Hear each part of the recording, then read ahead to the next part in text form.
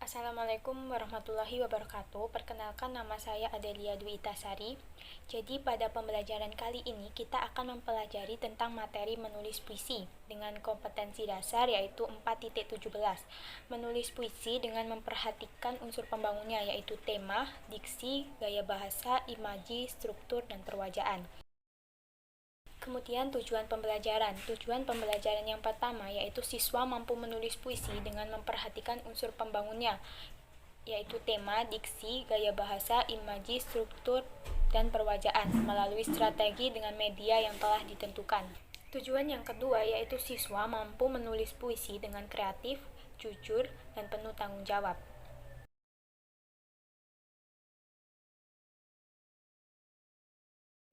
Kemudian indikator pencapaian kompetensi pada pembelajaran kali ini adalah yang pertama, menentukan tema puisi yang akan ditulis. Yang kedua, menentukan judul. Yang ketiga, menulis puisi dengan memperhatikan unsur pembangunnya. Dan yang keempat, menyajikan puisi yang dibuat. Yang kelima yaitu menanggapi puisi yang disajikan.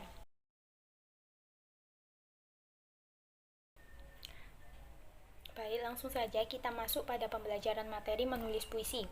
Jadi di sini saya menggunakan media pembelajaran modern yaitu menggunakan PowerPoint. Baik, sebelum masuk pada pembelajaran, di sini Ibu mau mengulas materi pada pertemuan sebelumnya, yaitu apa itu puisi. Puisi adalah bentuk karya sastra dari hasil ungkapan dan perasaan penyair dengan bahasa yang terikat irama, mantra, rimah, penyusunan lirik, bait, serta penuh makna. Jadi, puisi mengungkapkan pikiran dan perasaan penyair secara imajinatif dan disusun dengan mengonsentrasikan kekuatan bahasa dengan struktur fisik dan struktur batinnya. Selanjutnya yaitu struktur teks puisi. Struktur teks puisi dibagi menjadi dua, yaitu struktur fisik dan struktur batin. Struktur fisik yang pertama yaitu diksi atau pilihan kata. Pemilihan kata dalam puisi biasanya menekankan keindahan. Bahasa puisi cenderung padat, jadi pilihan kata sangat diperlukan. Yang kedua, imaji. Pengimajian adalah kata atau susunan kata yang dapat menimbulkan khayalan atau imajinasi.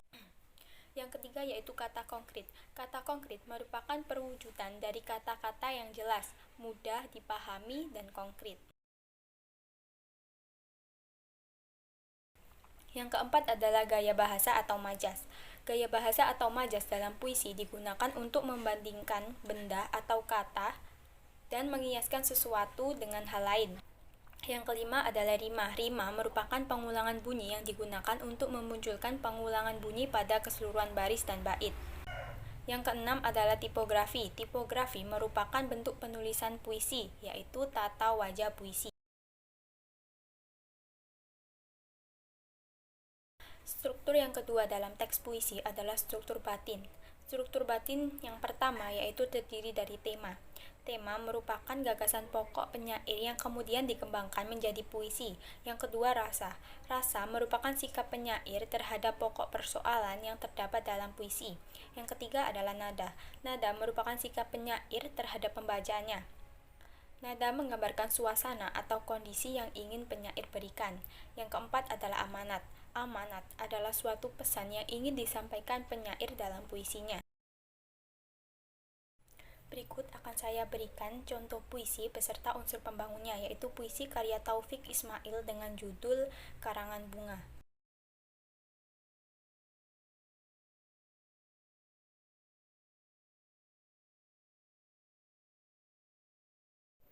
Dalam puisi karya Taufik Ismail yang berjudul Karangan Bunga tersebut memiliki tema yaitu kepahlawanan.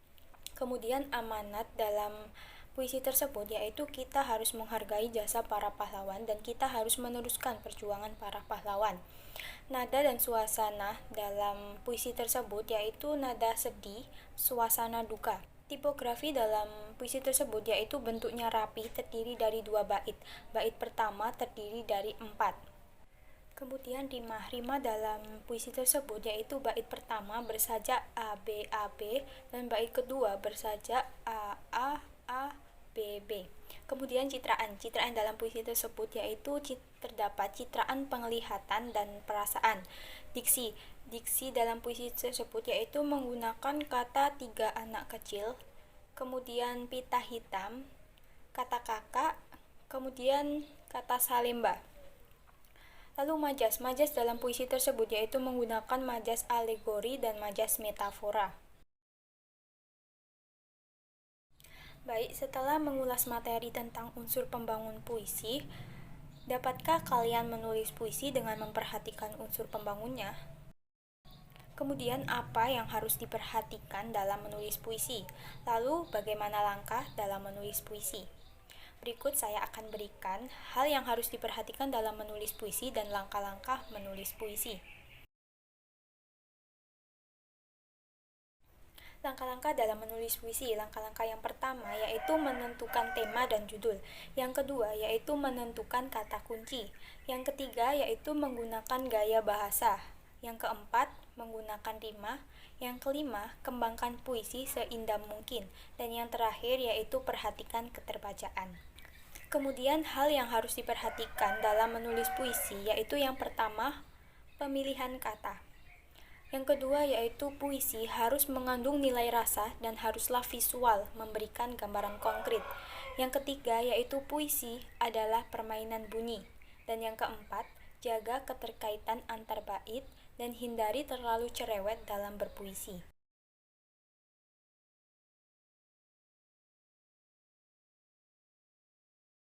Oke, setelah mengetahui dan mempelajari tentang hal yang harus diperhatikan dalam menulis puisi dan langkah-langkah dalam menulis puisi, sekarang saya punya tugas, yaitu tugas individu untuk kalian, yaitu buatlah puisi dengan tema kesehatan dengan memperhatikan unsur pembangunnya. Kemudian bacalah puisi kalian di depan kelas, lalu peserta didik yang lain menanggapinya.